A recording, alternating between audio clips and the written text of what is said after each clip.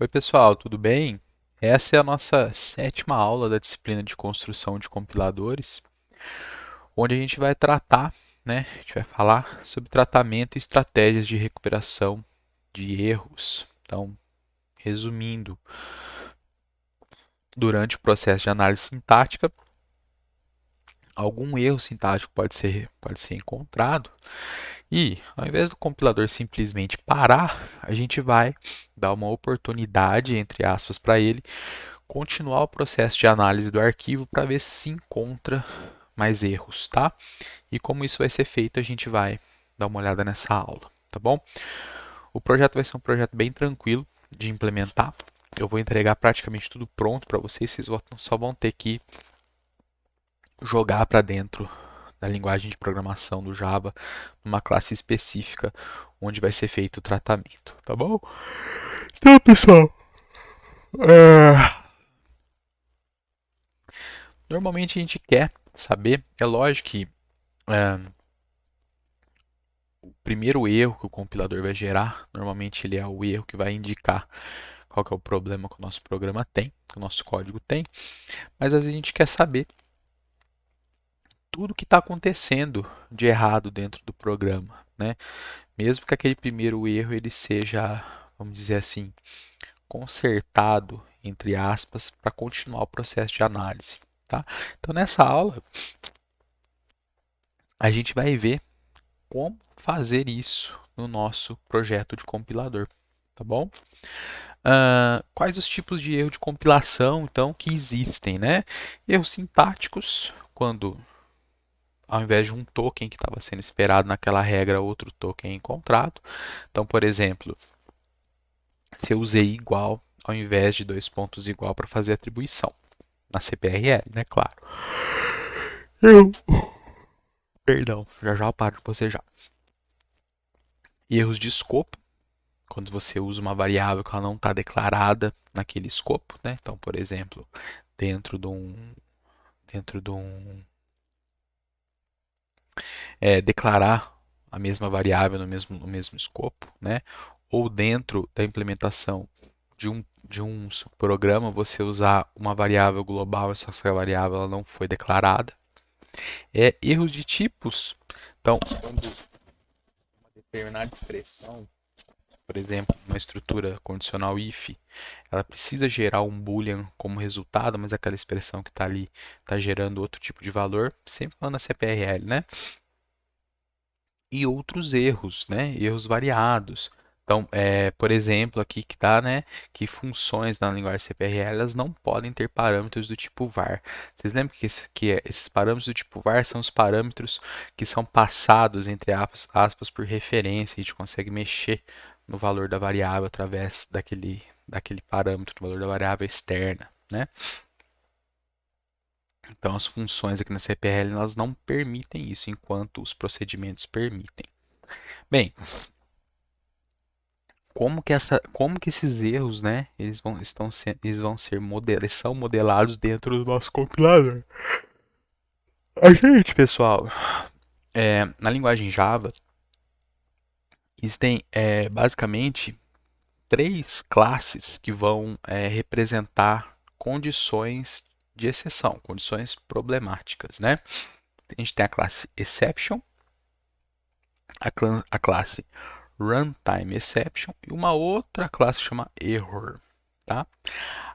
Qual que é a diferença entre a classe exception e a classe runtime exception? A classe exception, toda exceção que herdar dessa classe, ela é uma exceção que ela obrigatoriamente precisa ser tratada ou relançada. A gente tem que dar um jeito naquela exceção durante a execução do programa.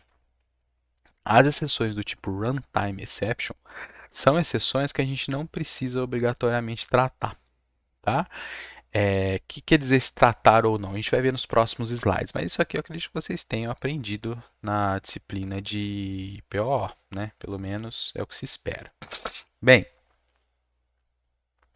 no nosso compilador, a gente tem, então, cinco classes que herdam de exception. Então, a gente tem a compiler exception, que é uma classe abstrata, e ela tem como filhas, né, quatro outras classes: a Scanner Exception, a Parser Exception, a Constraint Exception e a CodeGen Exception, cada uma para uma fase do compilador, né?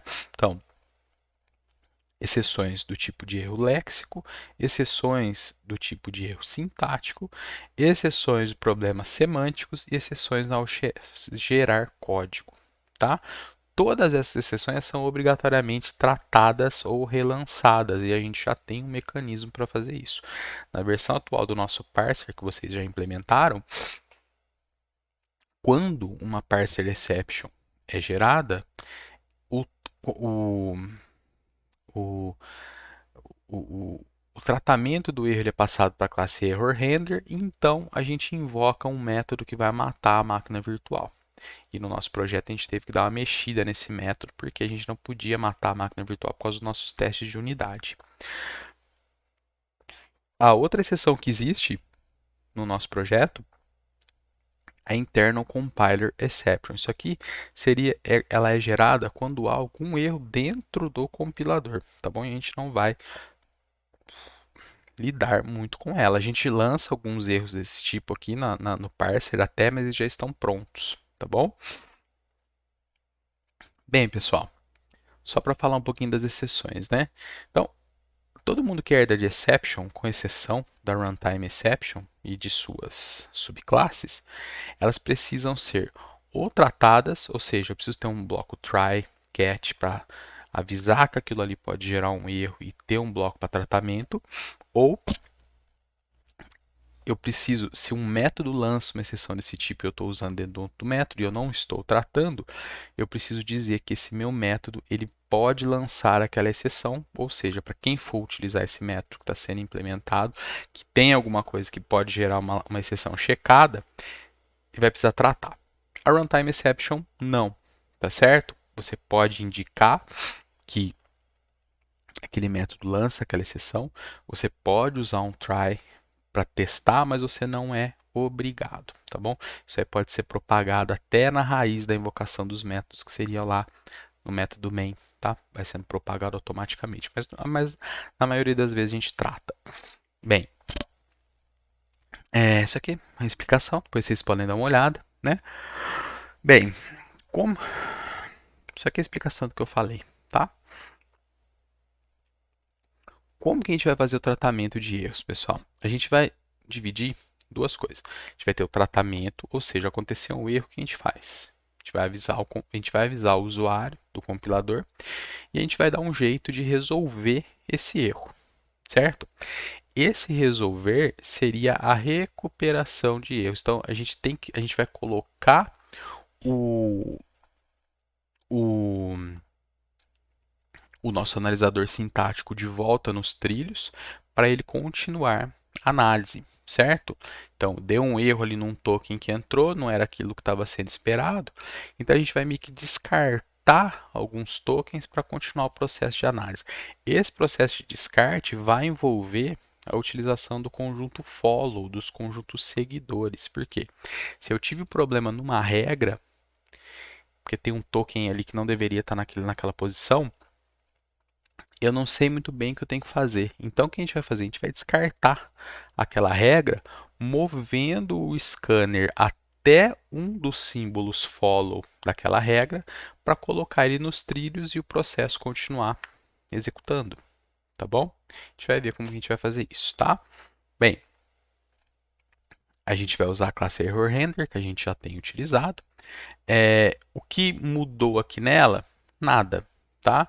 O que vai ser apresentado aqui é que ela tem esse método error exist, porque a gente já está usando esse error exist, na verdade, que ele vai indicar se houve erro ou não. Porque cada erro que for submetido ao error handler, ele vai ter um contador lá que vai indicar, ó, teve mais um erro, teve mais um erro, teve mais um erro.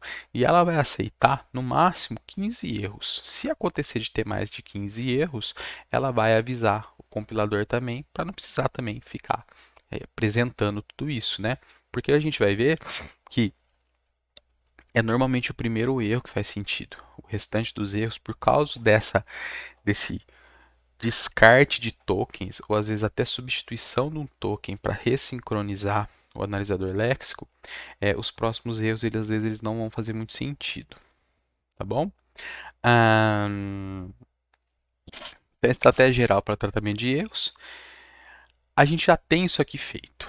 Quando a gente usa o match, quando a gente usa o advance do scanner, quando a gente usa o match current symbol, a gente já tem o lançamento da exceção numa parser exception, caso haja algum problema, e a gente já tem o try e o catch.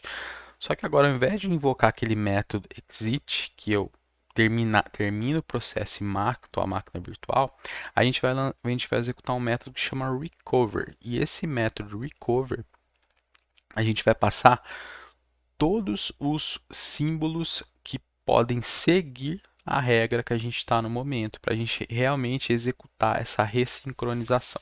Em alguns locais a gente vai fazer algumas coisas diferentes, tá? Toda essa infraestrutura do que fazer, de onde fazer, de aqui é de um jeito, aqui de outro, eu já implementei tudo para vocês, já está tudo pronto. O que vocês vão ter que fazer no projeto, na verdade, é indicar quais são os conjuntos follow dos não terminais. Eu também já calculei esses conjuntos para vocês, porque como a gente tem bastante regra e a chance de fazer na mão, de gerar um erro, de criar alguma coisa errada ali para depois para vocês testarem, ela é absurdamente grande. Então, para vocês terem uma ideia, eu fiz manualmente, depois eu submeti num programa que analisa a gramática, tive que reescrever a gramática da linguagem em algumas coisas para esse programa aceitar e para ele gerar os conjuntos follow para eu poder conferir com o que eu tinha feito, tá? Errei algumas coisas, tá? Então, na verdade, eu vou dar os conjuntos prontos para vocês numa simbologia e vocês vão ter que converter para a linguagem de programação. Eu vou mostrar para vocês como vocês vão fazer depois, tá bom? É, Então, quando o erro é detectado, o controle é transferido para o cat é responsável por, primeiro ele usa o render para reportar o erro, ele faz esse skipping, né? Ele pula os tokens até um token do conjunto follow, né? E retoma a execução do método de análise que estava sendo executado. Então, continua o processo de análise. Bem, quem que vai fazer essa ressincronização? É o método recover. A gente não tem mais o exit, tem o recover agora. O que ele recebe? Ele recebe um array dos seguidores. E aí ele chama o scanner.advance to followers, que aí o scanner vai continuar andando dentro do fluxo de tokens até ele encontrar um dos seguidores e o processo de análise continua, tá bom? Então vejam, o primeiro erro ele é sempre válido. A partir do primeiro erro, são, são situações que a gente vai assumir que a gente corrigiu da forma apropriada o que gerou o primeiro erro e vai continuar a execução. Só que esses próximos erros, às vezes, eles não vão nem fazer muito sentido, tá? Justamente porque a gente corrigiu algo antes, tá bom? Só que a gente vai ver tudo isso, tá? Bem, exemplo, né? Considerando a regra var declaration, né, que é a palavra-chave var, uma regra para os identificadores, dois pontos, o tipo e um ponto e vírgula. Na CPL, conjunto follow para a regra var declaration, isso aqui eu vou fornecer para vocês, são as palavras-chave const, var, type, procedure, function e begin. Ou seja, depois de uma var declaration, o que eu posso ter? Eu posso ter outra var declaration, que aí vai vir um var, ou um const, um type, certo? Ou eu posso ter a declaração de procedimentos e funções, ou eu posso ter o início do programa, que é o begin, né? Então, esse é o conjunto follow dessa regra. Bem, como que a gente faria para tratar lá dentro do analisador sintático? A gente tem o nosso método parse var declaration, que está implementado aqui, e lá na hora que um match, por exemplo, gerou um erro e for capturado aqui no cat, olha o que eu passo por recover. Os seguidores do var declaration, que eu já vou fornecer para vocês. Nesse caso aqui, né, palavra-chave const, palavra-chave var, palavra-chave type, palavra-chave procedure, function e begin. Só que a gente vai fazer um pouco diferente disso aqui. Eu modularizei, eu coloquei em outra classe a declaração dos conjuntos. E dentro do parser, a gente vai chamar dessa forma aqui. Tudo isso já vai estar pronto. Vocês só vão mexer na classe que centraliza a declaração dos conjuntos, a definição dos conjuntos. Tudo bem? Nessa classe a gente vai ter dois mapas, um mapa para os conjuntos first, um mapa para os conjuntos follow, e dentro de cada um deles, uma chave com o nome da regra associada a um array com os seguidores dessa regra. Bem, recuperação de erro.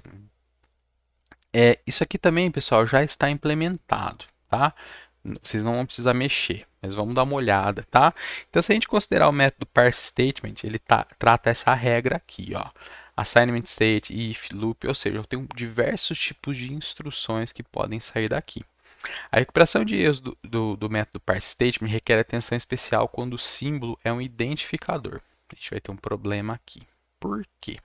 Visto que o identificador pode não somente iniciar uma instrução, ou seja, eu posso ter identificador, símbolo de atribuição e uma expressão, mas também ele pode aparecer em qualquer lugar desses tipos de construção. Eu posso ter identificador, por exemplo, à direita de uma operação de atribuição.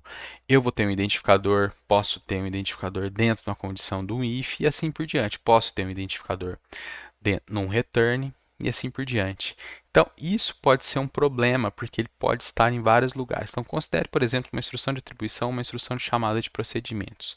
Se avançarmos ao identificador, podemos estar no meio da instrução, ao invés de estar no início da próxima instrução. Então, se eu quero pular toda essa instrução que eu estou no momento, eu não posso usar o identificador como seguidor, porque o identificador ele pode simplesmente estar dentro da instrução, e isso vai gerar problema para a gente, né? Então, a gente vai ter que ter uma outra forma de tratar isso.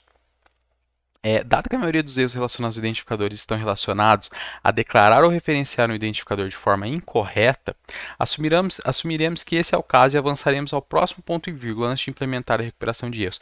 Então, quando tiver um problema no identificador, não der um match no identificador, a gente vai descartar tudo até a gente achar um ponto e vírgula. A gente vai assumir essa regra aqui e, de novo, ela já está implementada. O objetivo é que avançando ao próximo ponto e vírgula, com sorte, moveremos o scanner até o fim da instrução que contém o erro. Provavelmente a gente vai descartar a instrução inteira, né? Bem, como seria feito lá no parse statement, scanner, olha só, scanner advance to até um ponto e vírgula, então o scanner vai até o ponto e vírgula, e aí sim eu dou um recover, tá?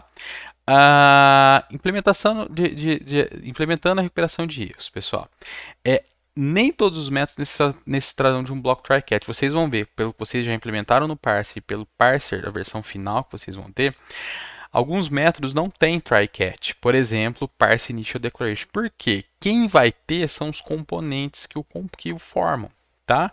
Então, o método match lança uma parse exception quando um erro é detectado. Ele não implementa a recuperação de erros. O match não implementa, ele só avisa, né? Qualquer método de análise que chama o método match, quaisquer métodos de análise que chamam o método necessitarão de uma... Beleza?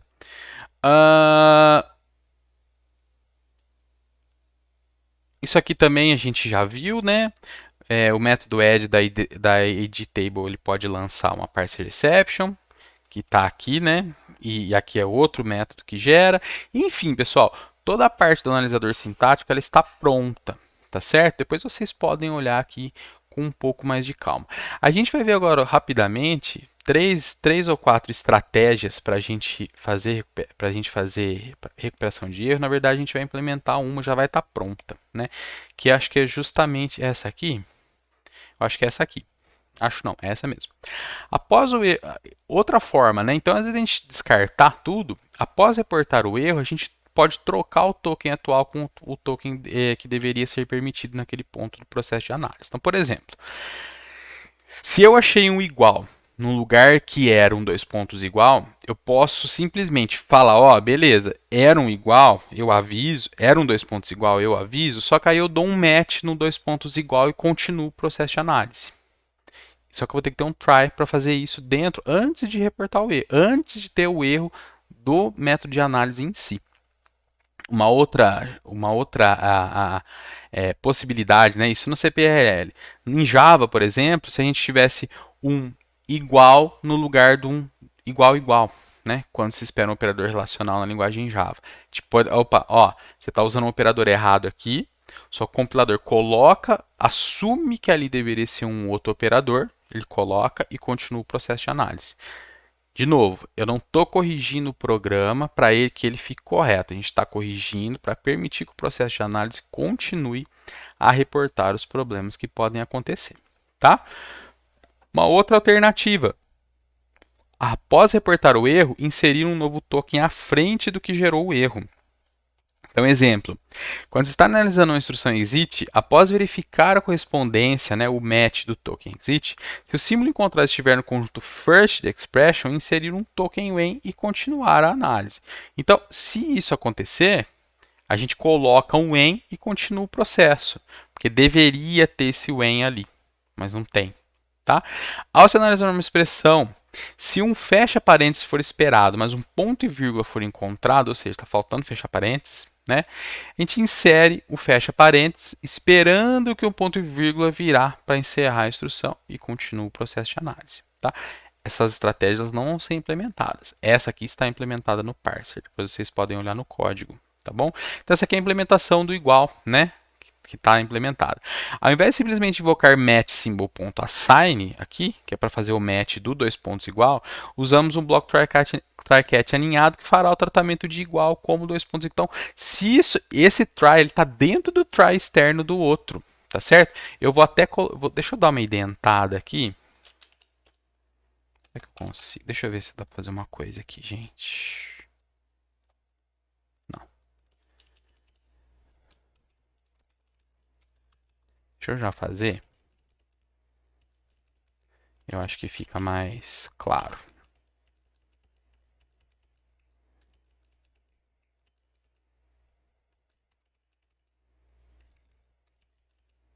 Aí. Tem código aqui, tá? É o try externo aqui, né? Deixa eu até pôr aqui, ó. Assim, ó.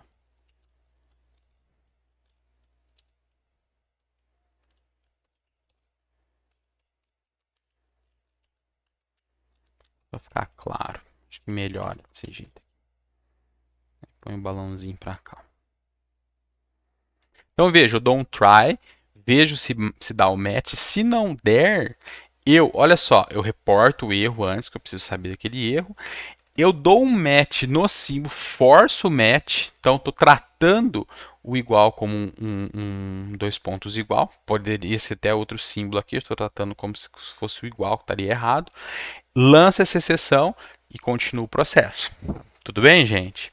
Então, isso a gente pode, quer dizer, eu sei que ele é um igual porque está aqui. Se fosse outro símbolo, né, por exemplo, um mais, aí sim, isso aqui não daria verdadeiro, ficaria no else e eu relançaria essa exceção que eu capturei aqui para continuar o processo de análise, tá certo? Continuar o processo de avisar e ressincronizar. Tudo bem, pessoal? Acho que deu para ficar claro, né? Deixa eu... aqui eu já anotei um outro errinho, ó. A fonte está errada. Pronto. Tudo bem? Vamos dar uma olhada no projeto, pessoal. O projeto vai ser fornecido para vocês. O parser já está implementado. Eu não vou rolar aqui para vocês não copiar. Vocês vão ver até que o comentário dele aqui agora é o comentário original do autor. Só que a implementação é minha, porque o autor não fornece a implementação. Já implementei tudo, já está tudo funcionando. Seria a resposta do parser original de vocês. E agora, ao invés de ter o exit, a gente tem um recover chamando o followsets.get e a regra associada. Vocês não precisam mexer nada, aqui está tudo pronto. Onde vocês vão precisar mexer? Nesse arquivo aqui, first follow sets. Nesse first follow sets, logo no comentário inicial, eu estou fornecendo todos os conjuntos follow que vocês vão precisar implementar. Bastante coisa. Só que vocês vão ver que, por exemplo, o follow de statement, que é identifier, return, end, if, else, if, assim por diante, ele vai ser reaproveitado aqui. Ah, pessoal, tem um errinho aqui, ó. Depois eu vou corrigir, tá? Aqui é... Acho que é um assignment aqui, ó. Depois eu vó corrigir, tá? Aqui, ó, assignment, tá? Mas eu vou corrigir depois, com 2 pontos igual na hora que eu dei para trocar. Essas instruções, elas compartilham o mesmo conjunto, então vocês não vão precisar mexer lá no código. Então, por exemplo, vou implementar, alguns eu já deixei pronto para vocês. Aqui então tem os conjuntos first, que vocês não precisam mexer, tem os conjuntos follow. Olha só, o program já está implementado para vocês verem como vocês vão implementar. Olha a regra, vem aqui ver. Declarative part, initial declarations, initial declaration. Esses 4 estão prontos. Na verdade, 4, 5, 6, 7, porque esses 3 aqui vêm desse aqui. É igual, são iguais, tá? Agora começa no literal. Opa, literal, como que é? Vai lá em cima. Literal. Quem que é? Ponto e vírgula igual, fecha colchetes, identifier, vírgula, cuidado, estão vendo quando tem 2 vírgulas? É porque uma das vírgulas é um símbolo, tá? Abre parênteses, fecha parênteses, then, loop, então vocês vão colocar aqui dentro do literal todos esses, tá certo? Façam todo o preenchimento e vão testando para ver o que acontece. Na hora que estiver tudo correto, vou rodar aqui para vocês exatamente o teste geral, né?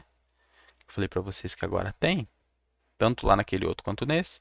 Então, teste file, vocês vão ver que vai estar tudo gerado. Os testes foram todos passados.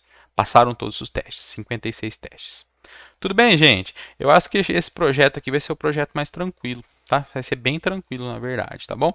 Tá dando algum erro aqui? Confere. Às vezes, pessoal, mesmo esquecendo uma coisa ou outra, vai funcionar, tá certo? Porque pode ser que não precisou usar aquele símbolo nesses testes aqui que estão acontecendo. Tudo bem? Mas tentem aderir exatamente ao que está aqui, tá? Senão não vai conseguir executar. Tudo bem, pessoal? Então, eu acho que é isso. Falou, valeu e até mais.